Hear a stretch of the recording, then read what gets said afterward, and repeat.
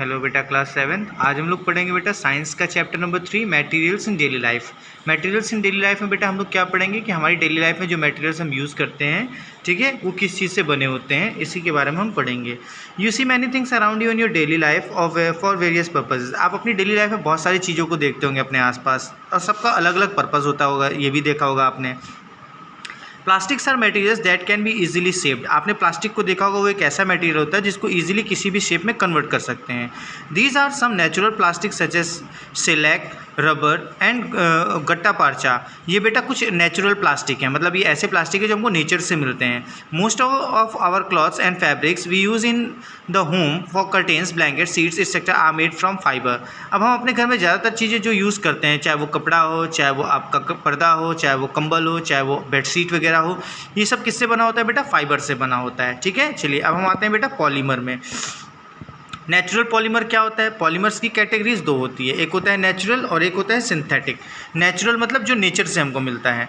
Natural fibre polymers found in nature mostly in plants, animals, sources are called natural polymers. ऐसे polymers जो nature में पाए जाते हैं, जैसे प्लांट्स से या एनिमल्स से मिलते हैं। हाँ, तो बेटा हम लोग क्या बात कर रहे थे? नेचुरल पॉलीमर्स की, कि जो नेचुरल पॉलीमर्स होते हैं वो जनरली हमको प्लांट से, एनिमल्स से मिलते हैं। ठीक है, और अब हम देखते हैं कौन कौन से पॉलीमर्स से जो नेचर से मिलते हैं। Carbohydrates, polysaccharides such as cellulose and starch are example of carbohydrates. ठीक है, ये आपके कार्बोहाइड्रेट्स के एग्जाम्पल्स हैं। एक है पॉलीसैकेराइड्स, ठीक है, जिसमें कि आपके सेल्यूलोज या स्टार्च पाए जाते हैं। These are polymers of glucose, ये ग्लूकोज के पॉलीमर्स हैं।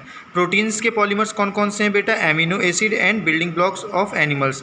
Proteins are the polymers of amino acid. Proteins जो होते हैं वो एमिनो एसिड के बने होते हैं, ठीक है, and building blocks of animal cells, और ये एनिमल सेल्स के बिल्डिंग ब्लॉक से बने होते हैं। नेचुरल सिल्क एंड लेदर, ये प्रोटीन्स होते हैं। नेचुरल सिल्क और लेदर जो होते हैं वो प्रोटीन फाइबर्स होते हैं।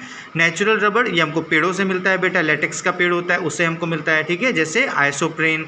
ठीक है, सिंथेटिक पॉलीमर, सिंथेटिक पॉलीमर वो होते हैं बेटा जो केमिकल्स से बनाए जाते हैं। Polymer which are prepared in the laboratory are refer to a synthetic polymer और मैनमेड पॉलीमर। सिंथेटिक पॉलीमर को ही मैनमेड पॉलीमर कहा जाता है। ये लैब्स में बनाए जाते हैं, मतलब कि ये नेचुरल तरीके से नहीं बनाए जाते हैं, ये नेचुरल नहीं होते हैं। अब इसका प्रोसेस क्या होता है, देखिए एग्जांपल्स क्या क्या हैं आपके। पॉलीथीन है ना, और पॉलीस्ट्रीन है, सिंथेटिक रबर है, नाइलॉन है, पीवीसी है, बैकलाइट है, टेफ्लॉन है, ये सब आपके क्या हैं? सिंथेटिक पॉलीमर हैं।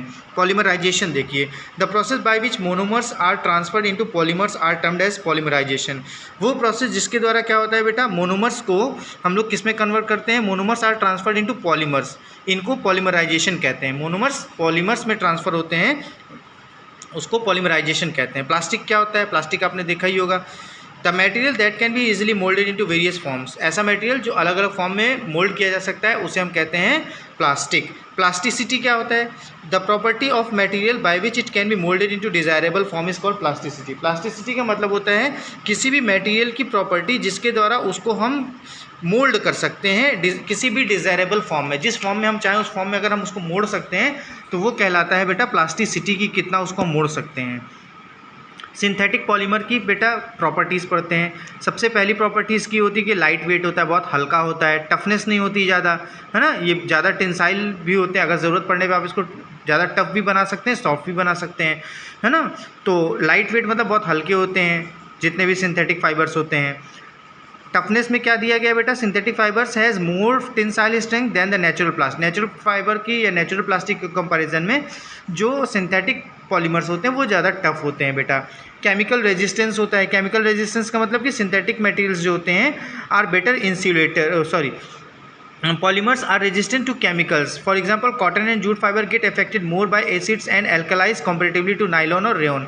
जैसे मान लीजिए कॉटन और जूट का कोई कपड़ा है तो उस पर केमिकल इफेक्ट ज़्यादा पड़ेगा, उस पर एसिड गिर जाएगा तो वो जल जाएगा, लेकिन अगर आपका वो सिंथेटिक पॉलीमर से बना हुआ है तो वो नहीं जलेगा। क्यों? क्योंकि ये जो आपके सिंथेटिक फाइबर्स होते हैं ये केमिकल रेजिस्टेंट होते हैं, केमिकल का इफेक्ट इन पर ज़्यादा नहीं होता है। इंसुलेटर, जो सिंथेटिक फाइबर होते हैं ये गुड इंसुलेटर होते हैं। गुड इंसुलेटर मतलब इन पर इलेक्ट्रिसिटी वगैरह का भी असर नहीं पड़ता है, लाइट वगैरह का भी असर इन पर नहीं पड़ता है।